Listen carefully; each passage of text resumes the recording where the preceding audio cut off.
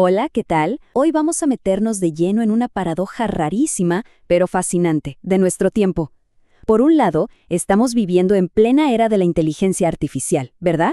Una época donde tenemos acceso a datos infinitos y algoritmos que son una locura de potentes. Pero, por otro lado, si miramos hacia dentro de las empresas, la historia es otra. Vemos niveles históricos de agotamiento, estrés crónico por las nubes y unas jerarquías súper rígidas que, honestamente, ya no dan para más. ¿Por qué nos pasa esto? Bueno, básicamente porque seguimos intentando gestionar la complejidad de hoy con un manual de ayer. Así que el gran tema de este análisis es precisamente ese: liderar sin recetas ni manual, el desafío para los líderes en la era de la IA. Y para lograrlo, tenemos que soltar esas fórmulas prefabricadas. Fíjense en este contraste porque es brutal. Históricamente venimos arrastrando esta mentalidad de la era industrial. Nos enseñaron a ver a las empresas como si fueran máquinas perfectas y a las personas, casi como piezas o engranajes técnicos dentro de esa máquina. Pero la realidad de hoy, la era de la IA, nos dice que las organizaciones son en realidad redes súper complejas y vivas. Ya no se trata de apretar botones o controlar variables estáticas. Ahora el juego es entender relaciones dinámicas en un mundo que cambia cada 5 minutos. Pasemos a la primera parte, el fin de las recetas y por qué tenemos que ir más allá de las típicas listas de verificación.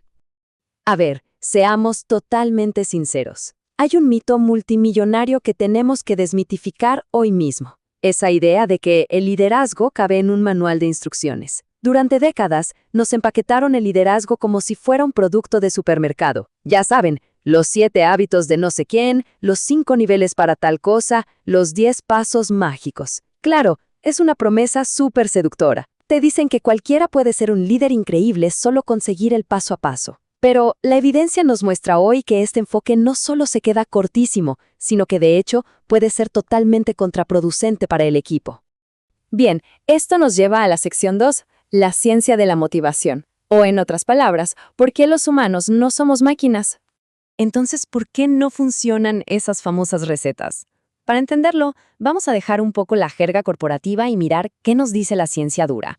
La motivación humana no es una ecuación matemática. No respondemos linealmente a un premio o a un castigo. Fíjense en la teoría de Deci y Ryan, súper reconocida. Ellos hablan de la tríada de la autodeterminación. Para que alguien de verdad se comprometa, necesita 3 cosas fundamentales: autonomía, o sea, tener margen para decidir; competencia, que es sentir que estás creciendo y aprendiendo; y vínculo, la necesidad humana de pertenecer a un lugar que tenga sentido. No somos palancas mecánicas, tenemos necesidades psicológicas profundas. Y la cosa se pone aún más interesante con los hallazgos del neurocientífico y premio Nobel Eric Kandel. Él demostró que la experiencia te cambia el cerebro, literalmente. Ojo a esto, porque es clave. El liderazgo no es algo neutral. Un líder actúa como un modulador biológico. Si creas un ambiente de confianza, el cerebro se enciende, aprende, innova. Pero si creas un ambiente de control excesivo, vigilancia o miedo, el cerebro entra en modo defensa. Y adivinen qué pasa. Se apaga tu capacidad para pensar, para colaborar y para crear. Así de simple. Quiero que nos detengamos un segundo para asimilar esta cita de Peter Drucker. 1999. Hace más de 2 décadas, Drucker ya la veía venir. Decía que en la sociedad del conocimiento, exigir obediencia a ciegas es básicamente destruir el valor de tu empresa. Es un recordatorio genial de que tenemos que soltar ya mismo la ilusión de que gestionar personas es como armar un Lego. El verdadero valor de la gente está en su capacidad de pensar. Pasamos a la sección 3. El peligro de la simplificación. Una pequeña crítica a los clásicos. Seguro conocen estos modelos tradicionales que te enseñan en cualquier escuela de negocios, ¿no? El liderazgo situacional, el líder superheroico transformacional, la famosa inteligencia emocional de Goleman. A ver, no es que estén mal o que no sirvan. Fueron grandísimos aportes en su momento. El problema viene con el riesgo de simplificar demasiado las cosas. Cuando agarramos la inteligencia emocional y la reducimos a un checklist de habilidades blandas que no tienen nada que ver con la cultura real de la empresa, o cuando nos enfocamos solo en crear superhéroes individuales, estas teorías se vuelven súper superficiales y se desconectan totalmente de cómo funciona un equipo de verdad. Y ahí es donde entra Chris Argyris, con su modelo de aprendizaje de doble ciclo. que es honestamente revolucionario. Porque no te da un estilito de liderazgo para copiar. Te exige valentía. Te pide que mires críticamente lo que estás haciendo, que cuestiones las reglas no escritas de tu empresa y sobre todo que haya una coherencia brutal entre lo que dices y lo que haces. Básicamente, nos enseña que para aprender de verdad hay que perderle el miedo al conflicto constructivo y estar súper abiertos a meter la pata, en lugar de seguir un guión de memoria. Me encanta cómo lo plantea Herbert Simon con su concepto de racionalidad delimitada. Es como si te quitara una mochila de 1000 kilos de encima. Liderar no se trata de ser una calculadora humana que toma la decisión óptima y perfecta desde un laboratorio. Para nada. Liderar es tomar decisiones inmersos en el caos, lidiando con nuestras propias emociones, con falta de información y con las presiones del entorno. Es una visión muchísimo más realista y, sobre todo, más humana de lo que verdaderamente significa estar al mando. Ok, sección 4, información versus sentido. Y acá entra el elefante de la IA en la habitación. Llegamos al punto más crítico de todo este análisis.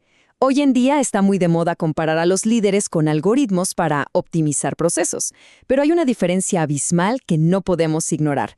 Los sistemas cibernéticos, como la inteligencia artificial, procesan información. Listo. Los seres humanos, en cambio, interpretamos sentido. Reducir el liderazgo a métricas y procesos es borrar de un plumazo toda la ética, la emoción y el simbolismo que nos conecta. Y esa parte, les aseguro, la IA no la puede replicar ni de chiste. Piénsenlo en el día a día. Hoy, las empresas tienen que lidiar con realidades súper complejas. Hablamos de la seguridad psicológica, que la investigadora Amy Edmondson define como un activo estratégico clave. Tenemos equipos con 4 generaciones distintas trabajando juntas que necesitan entenderse. Sabemos sin lugar a duda que la salud mental impacta directamente en la productividad. Y darle voz a todos en el equipo ya no es una buena práctica, es supervivencia pura. Las soluciones estandarizadas, esos manuales de los que hablábamos, sencillamente colapsan cuando se enfrentan a esta realidad. Y finalmente, llegamos a la sección 5. El líder como facilitador. Entonces, si descartamos la idea del líder como un héroe solitario o como un programador de máquinas, ¿qué nos queda? Es un cambio de mentalidad genial. El liderazgo de hoy es una capacidad colectiva. Ya no eres el genio que tiene todas las respuestas. Ahora eres un facilitador. Tu trabajo es escuchar de verdad, hacer las preguntas correctas, traducir las diferencias para que el equipo se entienda, fomentar que todos se hagan cargo y al final del día, tu éxito no se mide por cuánto brillas tú, sino por cuánto logras hacer brillar a tu equipo. Para cerrar esta exploración, les dejo esta pregunta dándoles vueltas en la cabeza. En un mundo donde las respuestas técnicas están cada vez más automatizadas y la información sobra, ¿quién construye el sentido? La verdadera ventaja competitiva del futuro no va a ser quien tiene más datos, va a ser esa capacidad profundamente humana de empatizar, de comprender y de construir significado juntos. Muchísimas gracias por acompañarnos en este análisis y nos vemos en la próxima.